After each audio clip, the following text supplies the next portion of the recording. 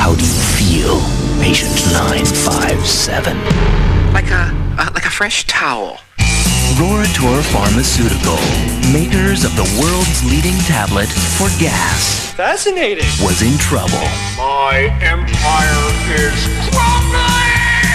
They needed a new product. We might be releasing the most effective antidepressant ever. Go on. Really don't have my notes with me. They needed it now. Is it ready for production? Yes, sir. It's ready to go. Have there been any side effects? Yes, sir. A few side effects. Woohoo! Is this the result we're looking for? Paramount Pictures and Lakeshore Entertainment present the first motion picture from the kids in the hall. We think that everyone should have access to it, like ghetto children. Apparently their lives are horrible. If you know them, you know what to expect. Really kinky stuff like two dogs making love with a cat. If you don't, Hey, you kids, get out from under that lady's dress. we apologize in advance. David Foley, So your dad's dead. Hey, is that eggnog? Bruce McCullough, Something wrong? No. Kevin McDonald, Were the handcuffs totally necessary, officer? That was your husband's idea. Mark McKinney, Your baby kid. Did you feel that? Scott Thompson, I'll be good. I'll learn to like hockey. Five Guys, Mrs. Hurdiger? Get out of my head! Get out of my head! multiple personalities, Do you think I look too feminine? one movie. The Kids in the Hall, Brain Candy. It's got your eyes, and it's got features that look like various friends of mine. Hey! Hello, welcome to Movie Humpers. My name is Bob Jam, I'm Angela. and the sounds you hear may be dogs. It is April, and we're at the end of the first week of April, and all April long, we're revisiting our awkward laughter theme, which we talked about before. We talked about spoof, like slapsticky comedies. This year for awkward laughter, we got a new theme called Awkward Laughter to the Flop. And we are reanalyzing some comedies that happened in our lifetime that did not hit it in the box office very well. They did not perform great, but looking back, some of them maybe went on to become... Bruce, go take it somewhere else. They maybe went on to become more cult successes. Oh, definitely. And Bruce, not Bruce McCullough, one of the stars in this movie, that is our dog, who is all over the house, like at top speed right now, just throwing things around. So, yeah, the flop. These movies do not make money. He is going insane. The other ones are trying to get him under control, but it's not working. Now, this movie, though, I don't think it made its money back at only a fairly low budget of its time for $8 million. I heard one of them comment that they weren't allowed to make the new season of the show until this movie did make all of its money back, and that's why it took 20 years for them to make more Kids in the Hall. That was the joke of the new show. Yeah. Because then the new show, they're at a garage sale and they buy a used copy, And it's VHS the copy. one. And it's the one that finally they managed to make the Yeah, money back. it just infamously lost all its money. But yeah, we're talking about The Kids in the Hall and their 1996 movie Brain Candy, directed by Kelly Macon, a longtime collaborator and show director. Written by Norm Hiscock as well as 4 out of 5 of The Kids in the Hall. And it stars, can you name them all? Dave Foley. Yeah. Bruce McCullough. Right. McKinney. What's his first name? Mark McKinney. Yeah. I'm truly going blank on literally my favorite one. Wow, they're really your favorite Scott then. Thompson. Right. And Kevin McDonald. Yeah, there you go. That's right. And I had it. And when I was a kid, I fucking loved The Kids in the Hall. When we first got cable in our little rural area, Comedy Central was called Ha. And one of the first things that they put, that I remember them putting on the channels, was Kids in the Hall. It was just something that would come on. And Kids in the Hall was like Lorne Michaels' other skit comedy show. SNL was more famous, but the Kids in the Hall was like the Canadian version of that. Between the Kids in the Hall and people from SCTV like John Candy and Martin Short, when I was a kid, I actually was like, wow, Canada must be the funniest place ever, right? Yeah. Because I gotta admit, I got a lot of my favorite humor back in the day. Canadians made it. I had never seen this, and this movie was coming out, and my best friend at the time was obsessed with the Kids in the Hall. And I spent the night at her house 2 nights in a row, and we stayed up all night watching every episode. The entire series. Of Kids in the Hall. So you burned through Kids in the Hall. Yes. So by the time I got to this movie, it was like the best movie ever, because I had just truly been like, it's like immersed. I had Kids in the Hall like shot into my veins. I also saw this movie in the theaters because I was a fan in 1996. You were 15? That sounds about right. I was 16. Yeah. And I'm sure it was just us and whoever we were with at that time is the only people I know. Oh, yeah. I don't remember that anyone went else to the being in theater the theater and saw this movie. Yeah. Now, I got to say, like, the movie seemed like it was made for us. It's like an extended Kids in the Hall episode with more money behind it. But I have to wonder if people just walked into this blind, like they don't know who the Kids in the Hall were. And this was their introduction. Would it appeal to them? Would it connect with them? Would they get the humor, the style, there's so many things about Kids in the Hall that seem like, well, Scott Thompson alone, my two favorite are Scott Thompson and Bruce McCullough. Same. Scott Thompson's my total favorite. Scott Thompson is I remember being a kid watching Kids in the Hall and Scott Thompson doing his buddy monologues and shit like that. Like, this was the first time that maybe someone was just gay. Yep. And it would be played up for laughs, of course, maybe some stereotypical stuff. But he was also cool. But he was also just a part of these guys, and I saw these guys as being cool as shit, and and just very creative, and Scott's just hanging with these guys. Yeah. And it's often when you see people like being gay in something, it ends up being something extremely melodramatic or something like that.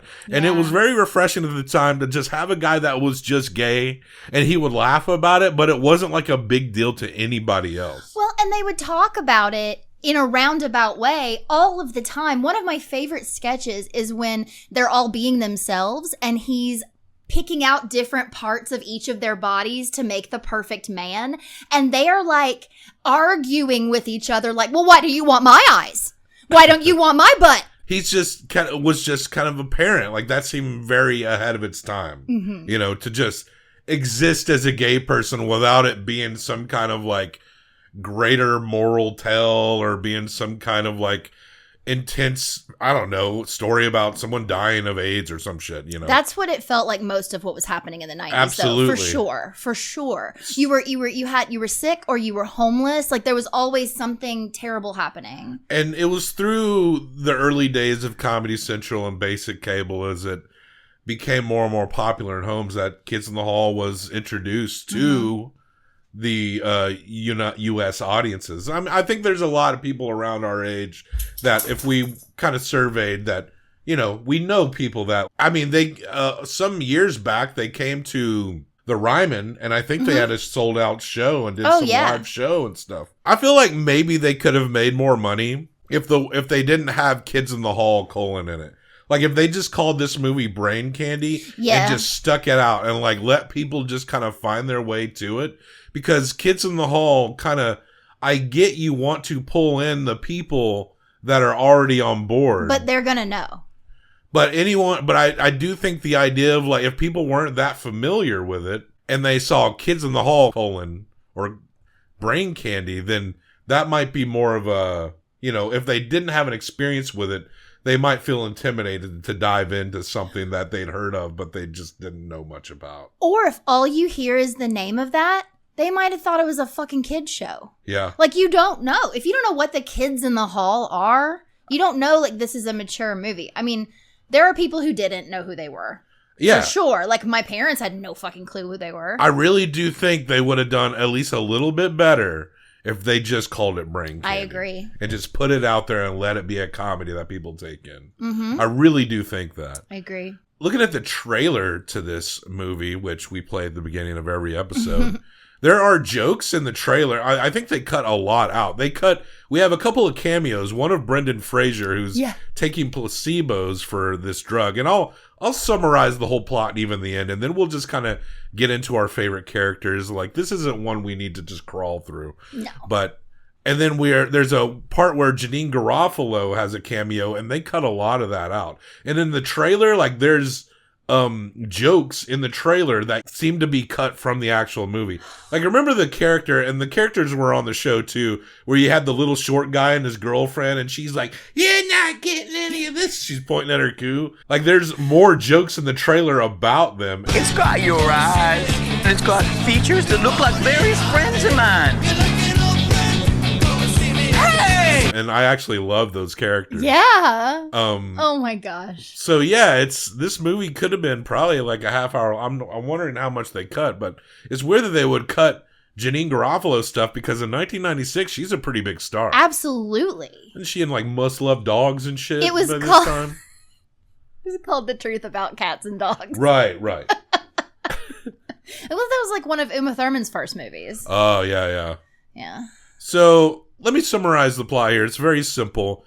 There's these scientists. They develop drugs for a company. I forget the name of the company, but they develop a drug that cures depression. Yes. And it's called they go through the marketing and of course, as the kids in the hall do, they're playing multiple characters throughout the show. Absolutely. It's what they do. And the very cynical marketing guy and the CEO, they kind of pressure the head scientist, as played by Kevin McDonald, to go ahead and say the drug is ready. So he does, and they've had positive tests. So they put out this thing and they call it Gleamanex, and it cures depression. Yeah. And so we've got all these characters which we've been coming back around to. They'll start off sad and be dealing with stuff, and then the drug actually helps them, until at some point they realize that there are side effects where the people who take Gleamanex, they slip into comas and they're stuck in their happiest memory. So then they have to kind of do damage control, and that's when they go from like the price of fame to trying to find their moral footing. The movie is very much attacking like cynical marketing ploys. Like, this is the movie itself the message overall is actually kind of great. Yeah. In terms of anti-corporatism, anti-marketing, anti-cynicism. Mm-hmm. And also there's like an end goal that's like, they managed to manipulate and make the drug over the counter.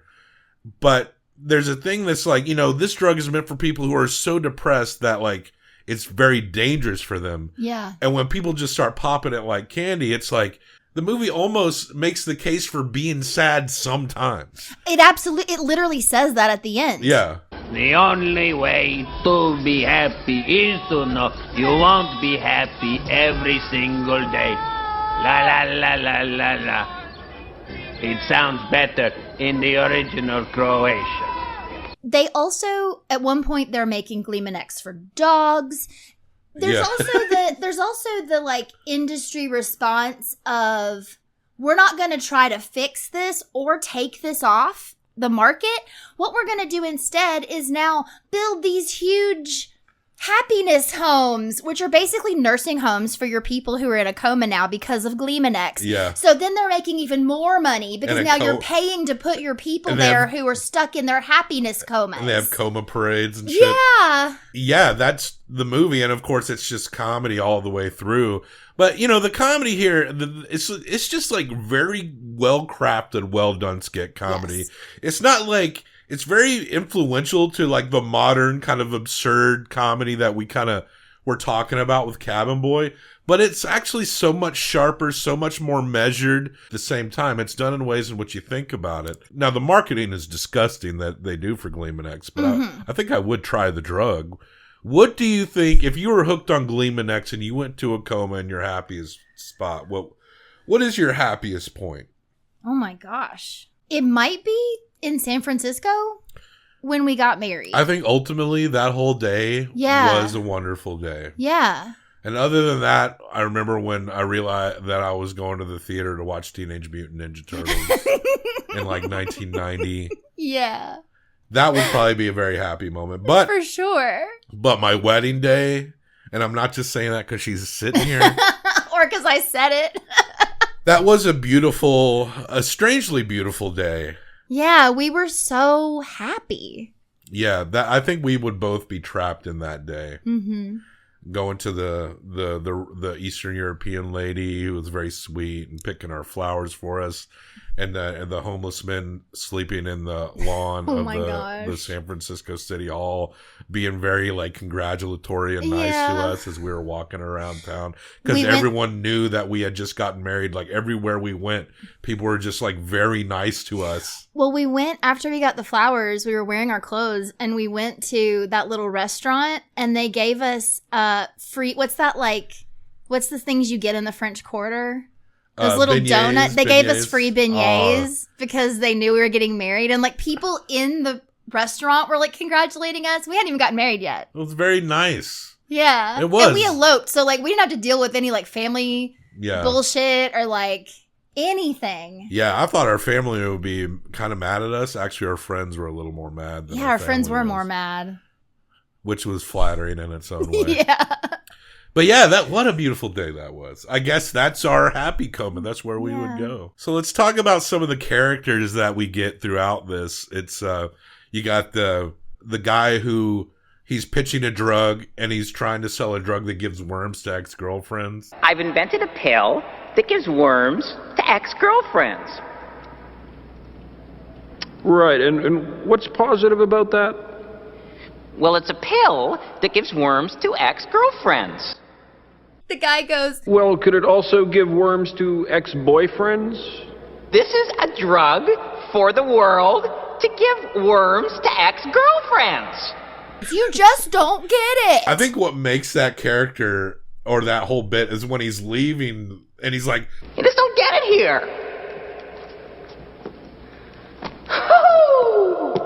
Just so completely exasperated. And then you've got the Scott Thompson character of the closeted gay dad. And his wife knows he's gay. His kids know he's gay. His wife's coming home like, where's dad? He's upstairs just masturbating to gay porn. Like, and he thinks it's such a secret. Well, eventually he takes Gleeman-X. He's assigned it in the hopes that the psychiatrist hopes that it'll just make him accept being gay. I love that therapy session too, because the therapist is truly like, you are gay. Everyone knows it except you. And he's like, well, why don't I know it?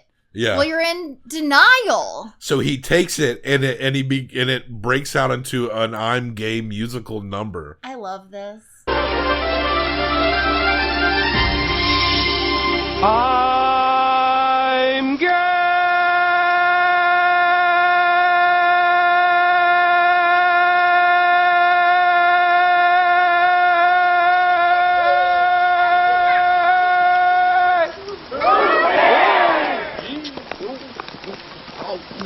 They're all happy that he just is being himself and is gay. Mm-hmm. And they all already knew it, and they're truly like, it's no big fucking deal. Dave Foley, of course, they all play multiple roles. Dave Foley plays the right-hand guy of the CEO, is played by Mark McKinney. Yes. And Bruce McCullough is the hit flashy but dirtbag marketing guy. Yeah. There's a point where Mark McKinney's talking about they've developed something called Stummies, which is like a digestive fucking... It looks like Tums. Yeah. They're trying to come up with stuff, and they make this joke that's like... To answer your question, Natalie, the board of directors was a little concerned that we didn't have a back-to-school drug or Christmas drug. We didn't have an International Women's Day drug. Exactly. So... I feel like that joke's kind of like a little ahead of its time. What else do we got here? We have, well, the first patient we meet is patient 957, and this is an older lady played by Scott Thompson, who is the first one they give the pill to. She's a pretty essential character. She in this really movie. is, and I love her, and we get to see her memory. You don't get to see everyone's favorite memory. You see hers, you see Scott Thompson's gay character's favorite memory or best memory, and hers is One of the most memorable scenes, I think, in the whole movie, it's just the first thing I think of when I think of this movie, is her family coming to... Merry Christmas! Oh, that's all right. Yeah, sorry we're a few hours late there, Mom, but you know how the kids hate old people. Oh, well, that's all right, as long as we're all together now, eh? Yeah, that's the important thing. So how's your health there, Mom? You doing okay? Oh, good. Just a touch of the sciatic. Oh, well, there. So, your dad's dead. Yeah. Hey, is that eggnog? Oh, yeah, go have yourself a glass. I'm going to go check on the bird. They're truly in her house for 30 whole seconds. Just like, enough. the kids run in, start ripping up their presents, hate them. The son is like... Just enough to take a shot. Dry, and Verna Breen says that they're the best. Gotta go. Oh. Come on, kids, in the car. Come on, let's go. Yeah, sorry, Mom, we gotta go. You're off. But hey, you got that gift for my mom? Oh, yeah. Merry Christmas, Mother Herdixer. Oh! Come on. Nice. I wonder what that is. The harmonica. Well, see you next year. Oh, that was lovely. She's had such a terrible life that's like the best thing that's ever happened to her, and she is so happy. That's so sad. I know. Like, because she's genuinely happy, but her happiest moment is like still a fucking depressing moment. And the scientist, of course, the cast are playing scientists, and Kevin McDonald's character has a relationship with Bruce McCullough's dressed as a woman, or they're trying to. Yeah. And by the end, they come together. But one of my favorite bit characters here is just a brief Dave Foley character. This could be it. Well, it's a strong maybe. Well, it could be it. This could be it. Jesus Christ! I think we got it. Yeah! And who are you? Just a guy.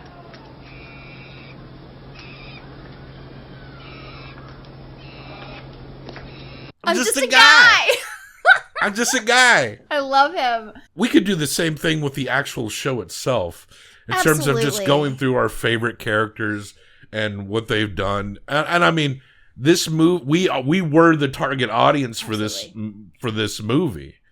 But again, I understand if maybe people who weren't familiar, it really didn't hit for them. But the crazy thing is, it meant more to me this watch than it did when I was younger, even though I was the target audience for it. And maybe that's because now we're closer to the age they were when they made it. You know, we're probably a little older. We're probably a little older, but you know, like we're adults. We've lived some life. We've had some real, honest, true sadness. We're old now, and they're real old now. We've seen you guys. You're old, but we still love you. It's beautifully colorful, like the whole way through, right? And even the lab, which could be very grim, they wear like yellow lab coats. There's like these just little touches to where it looks really nice. Yeah. But they do this amazing thing where, you know, they're playing multiple characters, and occasionally their characters meet each other. You know, there's a scene where Bruce McCullough, as the scientist woman, is in the door talking to Kevin McDonald, and Bruce McCullough's marketing guy is on the stairs in the room. But you know they're not using some crazy like split screen stuff that they might use now. Yeah. You know that they're just so clever in the way that they frame these shots that they shot the whole thing one way and then the other so that you could go back and forth, and it's done so seamlessly. Yeah, and they're definitely used to, I mean, they're used to doing that, and their classic show was a mixture of pre-recorded bits and live performances. Yeah. So honestly, this is probably just a little bit easier than like doing a lot of the live stuff back in the day. But yeah, and also to me, these guys were so cool when I was a kid. They had a soundtrack to this, and it's very subtly worked through the movie. But let me tell you what bands were on this soundtrack here, and these are bands that were kind of very important to us at the time, like Pavement, Matthew Sweet, Liz Phair, They Might Be Giants, Cibo Matto, Tragically Hip, Guided by Voices, Yola Tango, Stereo Lab, The Odds, who had worked with them plenty of times before. And yeah, this does represent kind of what we thought was cool in that time. Yeah. But now we're old, so what we thought was cool is not cool anymore. But it's okay. We still like it. This is an underrated movie, absolutely. The critics were pretty split on it. Siskel and Ebert were split on it. Apparently, Gene Siskel thought it was good. He thought it would become more of like a cult midnight movie. And Fair. I think there's a truth to that, but I still wish it was. I still feel like it could have been bigger. You know, I'm a little like, you can actually find this on YouTube. This is one of those movies that you can find on YouTube that someone just posted and no one has taken it down. I think it still deserves a little more cult love than it gets. Absolutely. But again, I think beyond the inherent Kids in the Hall audience that was there, it didn't add more to the greater fandom. No. That's why they should have just called it Brain Candy, period. Right? Like, you don't have like Wayne's World was not called Saturday Night Live's Wayne's World. No. Yeah. It wasn't called Saturday Night Live's MacGruber, right? There's no way that anyone who loves Kids in the Hall would not find out about this without it having their name at the top of it. Yeah. There's no way. So, yeah, I agree with you 100%. Oh, real quick. One of your favorite characters almost got cut out of this movie. Yeah. And the first nominee is Cancer Boy. From Yummy. From his new album, Whistle When You're Low.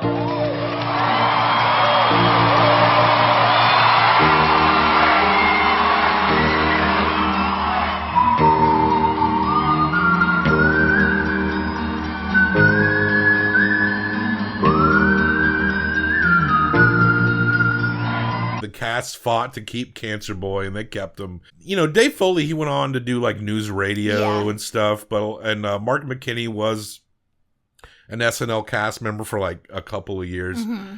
But I think this movie, unfortunately, was, because it didn't do well, kind of did affect some careers going forward, and which is unfortunate. And this, which is why I kind of would love to have it reanalyzed. I mean, I think the fans loved it, as they should have. Absolutely. But I think when the cast looks back on this movie, I think they're very, you know, in the same way that Adam Resnick and Chris Elliott were with Cabin Boy, that it's not that they're just ashamed of it, but like it kind of also reminds them of maybe some points in which they wish things were a little better than they actually were. Yeah. And I kind of understand that. But yes, Cancer Boy, they fought for Cancer Boy. And when they look back, they were like, maybe we should have just let them cut Cancer Boy, especially since obviously so many other cuts occurred. Yeah, so, if they could have cut that and put some of those jokes back in, maybe it would have been better. I don't know. Because sometimes if you fight with the studio can kind of bury you, you know? So you can kind of be punk rock about it, but at the same time, they'll be like, well, your marketing budget just got cut in half. Congratulations, right? Yeah. So they can just do shit like that. Yeah. But one character that I love that didn't appear in the movie that I kind of wish did, I can't remember his name. It's been a long time since I've seen the bits. But you remember the Bruce McCullough character where the little boy who wore the Legend of Zelda hat? Yes. And when people would come solicit at his house, he'd just keep them around. And like there was one where there's Bible salesmen. I eat things for money. I do. I eat seemingly inedible objects for small sums of money. Well, the scriptures are very... Okay, I'll eat your Bible. But it'll cost you a lot and take me several days of munching and snacking. If I had to stick one Kids in the Hall character in here, I think I would have done that. What about you? If you had to pick a Kids in the Hall character that didn't appear. I would have wanted the squishing your head. Crushing your head. Hail to you, wretched bike courier. On streets of shame, choking on car exhaust, just trying to carve out that slice of the American dream with your two-wheeled knife. I pity you, and I crush you. Sorry, nothing personal, I'm apolitical. I was also a big fan of the metal kids who were like in the band Armada, and then to appease everyone in the band, the band ended up being called something like Armada featuring Herman Pendlechuck or some shit. That was also one of my favorites as well. I did love the Bruce McCullough metal singer guy in this movie, and him, you know, becoming happy at the end and then getting all kinds of awards because everyone was so happy. I also love Bruce McCullough as the flying pig who entertained people in the bank line. Wow, what a lineup! But don't worry about it. Look at me. Hi, hi, hi.